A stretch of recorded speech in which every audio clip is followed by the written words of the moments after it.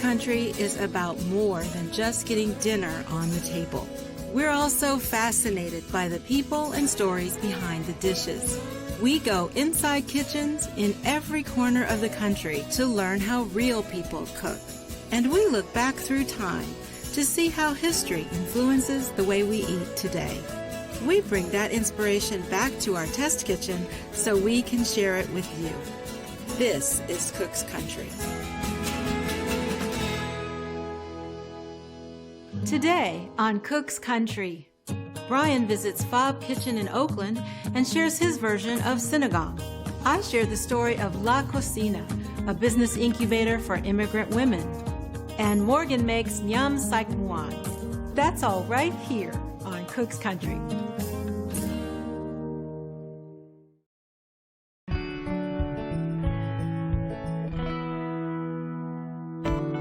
The San Francisco Bay Area is home to a thriving Filipino community, so I knew I had to head there in search of sinigang. My first stop was Fob Kitchen in Oakland, California. I connected with chef-owner Janice Dulce. I wanted to learn more about her cooking style and the food she serves at her restaurant. How would you describe the food that you serve here at FOB? It's hard to say. I don't want to say it's Filipino food. It's like Filipino-American food. It's food that I grew up eating. It's my favorites. Sometimes I have people come in here and say this is not authentic, but it's not authentic to what they had growing up. But this is authentic to me. Janice is amazing. She's a ball of energy with a passion for Filipino food. And she was the perfect guide for my sinigang journey. So tell me about sinigang. It was really a staple at my parents' house. It's a ginger tamarind soup with a ton of vegetables. The sinigang that Janice serves is a tribute to the version she ate as a kid. Obviously, we have a bunch of vegetables. What are we going to be using today? So we're going to use kangkong, which is water spinach, green beans, eggplant, some bok choy, and some okra. But just because she grew up eating it doesn't mean she always appreciated the complexity of the stew. I would come home to my parents' house, and I'm like, what's for dinner? They're like, oh, we're having sinigang. I'm like, we're having sinigang again. But Janice's relationship to Filipino food changed over time. I like to be able to see the vegetables in the soup. I think it's fun. And also, in a Filipino house, you eat sinigang with a fork and a spoon. Okay. So it's kind of nice to kind of cut through it. Once she got older and moved away from home, she realized she missed the dishes she took for granted growing up. When I was growing up, I was embarrassed. I just wanted to be like everybody else. And now I just want more and more to embrace my own culture. Janice chose the name Fob Kitchen as a nod to this idea of learning to embrace her own culture. Tell me about the name Fob Kitchen. FOB means fresh off the boat. And it's a term that my brothers and I would use, and we would make fun of our family. We'd be like, oh gosh, they're so fob, or because they talk with a very thick or heavy accent. And then when I wanted to open a pop-up, I realized I never went to culinary school. I never worked in a kitchen professionally. I learned it all from them, and also my palate I learned from them. And I wanted to honor my family, but I also wanted to be playful, but I also wanted to empower it and also reclaim it. Janice puts her own spin on her sinigang. She uses pork ribs, which add body to the stew. Huge bricks of tamarind and fresh lemon juice lend a signature tang. And most importantly, lots and lots of vegetables. Cheers. Oh, wow. That's so good. I think it's the best one I've ever made. I'm thoroughly impressed. That tamarind adds such the sour depth to it. So good. Thank you so much. That was incredible. I appreciate it. I love having you here, Brian. Thank you.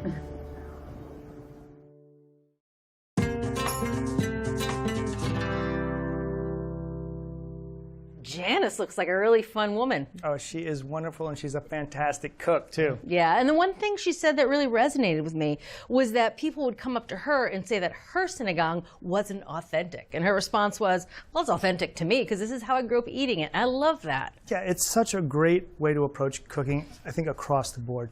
So we came back fully inspired to make our own version of sinigang, thanks to Janice. I can't wait to try it. Why don't we get started, since it is a vegetable stew with some of our vegetables. We're going to begin by slicing about 1.5 cups of onion. Okay, so that is about 1.5 cups of onions there. So another one of the vegetables, it's actually a vegetable and aromatic that we're going to be putting in the soup, is ginger. So I have a 2-inch piece of ginger here. We're going to peel it. We're going to julienne this ginger. We're going to give it a thin slice so it sits flat on the bottom. Nice. And we're just going to shave it into really thin planks. And then we'll just go to our little stacks and just give them a little slice. So we're going to throw this into our bowl with the onions because we're going to cook those together. So now we're going to prepare one of our vegetables for the stew, and I have a daikon radish here. This has got a potato-like texture, not a ton of flavor, but it absorbs a lot of the flavors from the stew as it cooks. This is about a 1-pounder, so we're going to cut just the end of it off here, and we'll use about half of this, and we're just going to give it a peel. Okay, so then we're just going to cut this in half lengthwise, turn it, and cut it about a 1/4 inch thick crosswise. Okay, so our vegetables are prepped there. We have our ginger, onion, and daikon radish.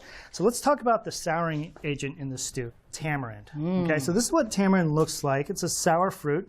If you crack it open, you can see the inside of it. So you can see that there's seeds right in the middle. There's a lot of this shell. So it's kind of hard to access and hard to use. So one option you could use is tamarind concentrate. It's tamarind that's been watered down. I don't like it, and Janice didn't like using it either, so she recommended we use this, tamarind paste. So it's just like this fruit here, but it's got the shell and a lot of the big seeds removed. It's got a far better flavor, but in order to access all the usable pulp, we first need to soak it in a bit of boiling water. We're going to add this 1 cup of hot water to the tamarind paste. Make sure you get it all submerged in the hot water. So the ratio we're using here is 5 ounces of tamarind to 1 cup of boiling water. And we're going to let that sit for a good 15 minutes to soften up the tamarind paste so we can get our hands in there and really loosen it up. All right, Julia, so our tamarind has been soaking in this hot water for a good 15 minutes.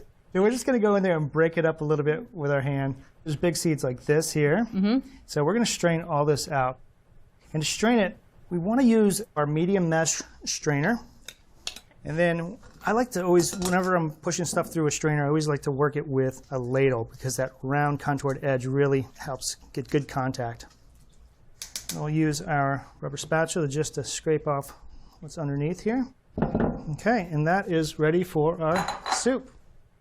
Okay, Julia, so one of my favorite parts of this vegetable stew is the pork. We have a 3-pound rack of St. Louis style pork spare ribs here. You'll notice that they have been ripped crosswise through the bone all the way down. Nice. So obviously this is something your butcher will have to do for you, but there's a real strong advantage to this. By cutting these bones crosswise, you expose a lot of the gelatin and the marrow, so that adds a lot of flavor and body to the stew. Really, really enhances it. Gotcha. However, if you can't find a butcher to do this for you, you could still use ribs and just cut them into single bone portions, okay? So we're gonna pat these dry with paper towels because we're gonna sear them. Do both sides. And now we're going to cut these ribs into 2 bone portions. So right in between the bones, just like that. So is that what you'd get in your bowl, is a portion of ribs like that? Yeah, exactly. If the math doesn't work out cleanly and you get like a 1 little riblet, that's okay. Someone's going to get a bonus piece. Yeah. Season them all over with 2 teaspoons of kosher salt. I'll give them a flip. Hit the other side with the salt. All right, now we're going to sear the ribs off. So I have a tablespoon of vegetable oil heating up in our Dutch oven. And we're going to sear the ribs in 2 batches, about 3 to 5 minutes per side. We're looking for them to get nice and browned on both sides. Now, because there is a meaty side and a bone side, the meat side will obviously sear a little bit better because there's more for the pot to grab onto, whereas the bone side is a little bit concave. So we're going to start off with half the ribs going meat side down first, okay? That way we get a strong sear on the first side. Makes sense. We'll let that go for about 3 to 5 minutes until it's nicely browned on the first side. All right, Julia, it's been about 5 minutes, and we can take a look, and you can see these are nicely browned on the first side. Beautiful. So we're going to cook them on the second side, another 5 minutes or so. So while that's cooking, we're going to go ahead and mince up a couple of Thai chilies. So the Thai chilies are obviously going to add a little bit of heat. If you're somebody who likes a little bit more heat, feel free to add a little bit more. But I found across the board 2 Thai chilies is perfect for this stew. So we're just going to give those a quick mince like this. All right, so we'll let these ribs finish cooking, and then we're going to fire off our second batch. All right, Julia, so our second batch of ribs is looking good. You can see there's a lot of nice fond and some fat rendered out in the bottom of the pot, and that is exactly what we want. Now we are going to add our onions and ginger. So we're going to let this cook for about 2 minutes until they just begin to soften. Okay, Julia, it's been about 2 minutes, and you can see that the onions and the ginger are really beginning to soften, and it just smells wonderful, doesn't it? Yeah, you can really smell that ginger. All right, so now we're going to add our Thai chilies to a 6-ounce diced vine-ripened tomato with the seeds. Okay. And we're going to let that cook until the tomatoes begin to break down and the whole thing blends together nicely. That should take about 5 minutes. So as these tomatoes are beginning to break down, we could use some of the liquid that comes out of them to scrape up some of the fond on the bottom of the pot too. All right, Julia, you see our tomatoes have really broken down, almost formed like a paste in the bottom of the pot. And now we could add 4 cups of water. So as I add that water, I'm just going to scrape up any of that brown fond on the bottom of the pot. Now we're going to add a 1/4 cup of fish sauce. And then we're going to add a 1/4 cup of lemon juice. So we have 2 souring agents here. We have the lemon juice and the tamarind. Both come at it from a different angle. So both have a slightly different flavor. So if we were in the Philippines and we had access to calamansi, we would use calamansi juice. Now calamansi is one of those tropical fruits that's grown in the Philippines. It's sort of a cross in flavor between orange and lemon. So most people will agree that using just lemon juice is a suitable substitute here. Okay, and then we can add our tamarind paste. Then we can also add in our daikon radish. It's going to really absorb a lot of the flavor of the stew. So then we could finally put in our pork ribs. Just want to nestle these into the liquid. Okay, and we want to make sure all of our pork is submerged in the liquid. Now we're going to bring this up to a boil, then reduce the heat to medium-low, put a cover on it, and let it simmer until the pork is nice and tender, and it takes anywhere between 1.5 hours and 1.75 hours. Okay. All right, Julia, it's been 1.5 hours. Let's take a look. Oh. It smells wonderful, doesn't it? Well, and that broth looks like it has a ton of flavor. Yeah. So we want to make sure that our ribs are nice and tender, so we'll just give them a little poke with a paring knife. Very tender. Can't even pick them up. No. Now we're going to prep up our remaining vegetables. So we have some green beans and some Japanese eggplant. At the restaurant, Janice uses a ton of different vegetables: baby bok choy, okra, English peas, green beans, eggplant, the works. Okay, and she blanches each one of them separately so they're nice and bright green when she presents them to her guests. At home, she says that she just throws the vegetables into the pot right at the last 15 or 20 minutes of cooking, and so that's what we're going to do, making a home-style version of sinigang. So we're going to just trim up 6 ounces of green beans. I have most of them already trimmed here, and then we can just cut them in half. We're also going to use a Japanese eggplant. So we're going to cut this on a slight bias, about a 1/2 inch thick. Now, Japanese eggplant is different from the bulbous style of globe eggplants that you typically find in the grocery store because the skin is thinner and there are less seeds. And when it cooks up, it's really nice and creamy in the stew. So about a 1/2 inch thick. Oh, nice big pieces. Yeah. So this is about 6 ounces of Japanese eggplant. We're going to just throw this right into our stew. And then the same with our green beans, another 6 ounces of green beans here. We're going to increase the heat to medium. We'll stir those in, and we'll let this stew simmer uncovered now for a good 15 minutes until those vegetables are tender. And we'll come back occasionally and give it a stir to make sure they're all getting their fair share in that flavorful broth. Sounds good. Okay, Julia, it's been a good 15 minutes. Our vegetables are tender. It smells terrific. It does, doesn't it? We can shut off the heat now and just want to give it a taste to see if we need any extra salt. It's really good. I wish you could try what I'm tasting right now. Okay, so I think we're ready to start eating, huh? Okay. I'm going to start off with the meaty vegetable, the pork. Give you some eggplant, a little bit of daikon, another piece of pork here. Oh, thank you. And then finally a few of these green beans. Some of that julienne ginger. And then we're going to add a little bit of broth. Oh, looks good. That looks delicious. So here's what we're going to do. We're going to take a portion from our stew bowl and transfer it to our plate. Okay. So take a little bit of pork, put it right at the foot of your rice there.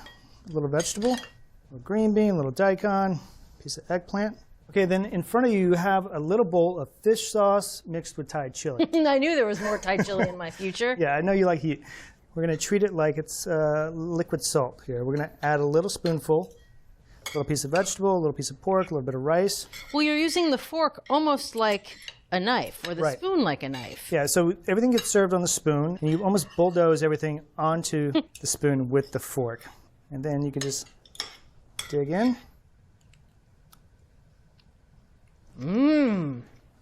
You can taste everything. The fish sauce, the lemon juice, a little bit of kick from the chili, the ginger. Yeah, especially that ginger. I just love how you have this little bowl of fish sauce and you really kind of customize your own little bite there. Mmm. That daikon, I know it simmered in there for almost 2 hours. It still has texture. Yeah, it's really nice, isn't it? Brian, this was really fun. Thank you. You're very welcome. So if you want to make this fragrant Filipino vegetable stew, start by using tamarind paste. Use St. Louis-style ribs that have been cut in half by the butcher, and add a variety of vegetables at the very end just before serving. From Cook's Country, a Filipino favorite by way of Oakland, California, sinigang. I am a fan of this.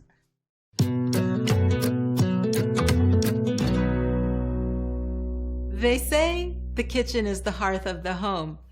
In San Francisco, La Cocina, a nonprofit business incubator, is also the hearth of the city. La Cocina is a commercial kitchen that provides immigrant, working class, and low-income women a place to work, to find access to business consulting, and to create connections to capital. It's a place for them to fulfill their dreams. A few years back, my friend and the former executive director of La Cocina invited me to speak at one of their conferences. While I was there, I toured several La Cocina businesses and was amazed by the bold aromas and exciting tastes being cooked up by these inspiring women. Since that visit, La Cocina has expanded their vision, opening a marketplace and publishing this beautiful cookbook. At Cook's Country, our very own Morgan Bowling met with Cambodian chef Night Yun. She was inspired to create a tribute recipe to Night's Nyam Sik Muan.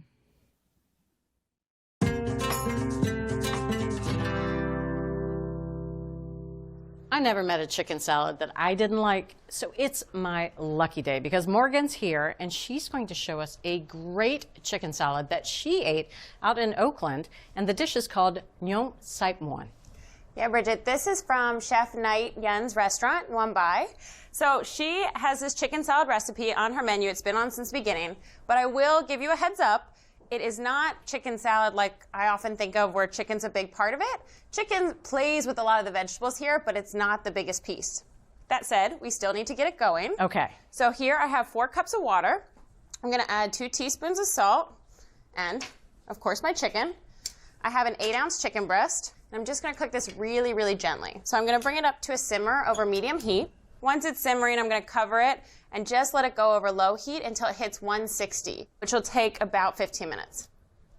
It's been simmering with the lid on for 15 minutes. Okay. Let's check it out. Still there. Still there, still hanging. I'm looking for 160. Right, okay. It looks like it's right there. Magic Morgan. Magic. That's what they call you. Okay, so I'm just gonna let this cool for about 15 minutes and onto the dressing. So here it's got 6 tablespoons of fish sauce, 4 tablespoons or 1/4 cup of rice vinegar. Also gonna add 1/4 cup of sugar. And then we're gonna have some fun with some Thai chili. Lovely, that's just one? Just one, nicely minced in there. And then a minced garlic clove and a 1/4 teaspoon of salt. So I'm just gonna whisk this up to dissolve the sugar. And that's it. That's it. That's the dressing. So we're gonna bring this down Okay. and add some of our vegetables. I love how fresh and vibrant and delicious this is, and it has a ton of vegetables going on. Fantastic. So at her restaurant, Night uses a mandolin. I love what it does in this salad. You get these really thin shreds. It's also really consistent, and you can actually be more efficient with a mandolin than you can with a knife. That said, if you're scared of these, you can just use a knife, and it's just fine. Just take your time. Just take your time. I have a red cabbage that I've quartered. I'm only gonna try to get a cup out of this. And you do wanna keep your fingers away from the blade. Yes. So I like to do just a few shreds and check them for thinness and make sure it's about the consistency I want. So I actually want this just a tiny bit thinner. Okay. So I'm just gonna tighten this. Let's check a few more. Okay, yeah, now we're cooking. So we've got really nice and fine, so light. In the salad, it's gonna be really, really nice. Ethereal. Ethereal. That's exactly the right word, Bridget. I'm gonna add this, about a cup, to my dressing. I also have a Persian cucumber. It's a lot like an English cucumber in that it has a thin skin, almost no seeds. It's really light and refreshing, and it's very, very cute. If you can't find one, you can just use an English cucumber, and that's totally fine as well. So I'm cutting it in half crosswise, and then I'm going to use the mandolin to get really thin slices lengthwise. I'm going to use the palm of my hand to guide it. I'm not going to get my fingertips near this blade. I have full faith in you. Yes, slow and steady. This is going to become a little snack, and look at how beautiful and thin these are. You can see through them. I know. So into the bowl. With my radish, I'm going to actually just cut off the tip to make it give me a flat surface to work with. And again, same thing, heel of my hand. Okay, so these are going in. I have some more radishes I'm also going to add in. So how many all day? I have four radishes all day. I also have a few more vegetables. I've got 4 cups of shredded green cabbage. So the green and red together is really just about getting a lot of pretty color in there. If you really wanted, you could just use all 5 cups of green cabbage or 5 cups of red. I also have a thinly sliced red bell pepper. And I have 2 cups of roughly chopped mizuna. So mizuna is a green that's from the mustard family. It has some of the same intensity of arugula, but some of the same bitterness of frisee. It's really, really nice here. You can often find it at an Asian market, but if you can't find it, it's okay. You can just use arugula. Don't let that keep you from making this. Here, I've got 1/4 cup of chopped fresh cilantro. Beautiful. And 1/4 cup of chopped fresh mint, and 1/4 cup of chopped fresh basil. We have our chicken. So this has been cooling about 15 minutes. I'm just going to shred it into some nice thin shreds. All right. So I'm just breaking up any really large pieces. I want it to be really thinly shredded. I love when you get something where a lot of the bites are the same size. Now it is just time to toss. Okay. So I'm going to toss this together. I like to sort of turn the bowl and the tongs to get in there. You can smell the fish sauce. You can smell the herbs. So of course you could serve it right out of this bowl. But since it is meant to be a celebratory meal, I have a pretty platter. You want to showcase that. I'm just going to drizzle any dressing left in here over top. I have 1/4 cup of chopped peanuts. These are just salted peanuts. I like when you get the little hit of salt. They add a little richness. And then this is 2 tablespoons of fresh cilantro leaves. So they're actually the whole leaves here. I just think they're so pretty. Absolutely beautiful. At her restaurant, Knight actually tries to make people feel like they're transported to Cambodia. So she ordered tablecloths from Cambodia, and she plays the same 13 rock songs on repeat. Really? Yeah. So that's great. I don't have the playlist for you, but I do have this delicious salad. I thought maybe you were going to sing. I could try, but it would not be fun for you, I promise. I assure you that. That is beautiful. Isn't it? I just think it's stunning. When I think of beautiful food, I often think of cakes and desserts, and then you look at something like this and you're like, color and beauty. Fresh, vibrant, alive.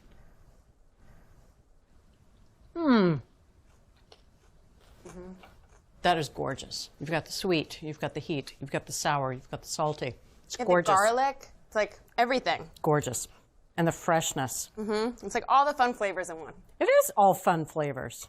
I love the freshness. I'm getting a little bit of that mint, the basil. Yeah, the Thai basil, the cilantro, all that cabbage. Out of a scale of 1 to 10, this chicken takes it to 11. Whoa. Hello? Thank you, Morgan. Thank you, Bridget. Well, if you want to make this beautiful chicken salad at home, start by poaching the chicken gently, thinly slice lots of beautiful vegetables, and toss it all in a flavor-packed dressing. So from Cook's Country, a chicken salad of my dreams, the colorful, ethereal Nuam Saitmon. And you can get this recipe and all the recipes from this season, along with product reviews and select episodes. They're all on our website. That's cookscountry.com/TV. Oh, I know. It is dreamy. it is dreamy.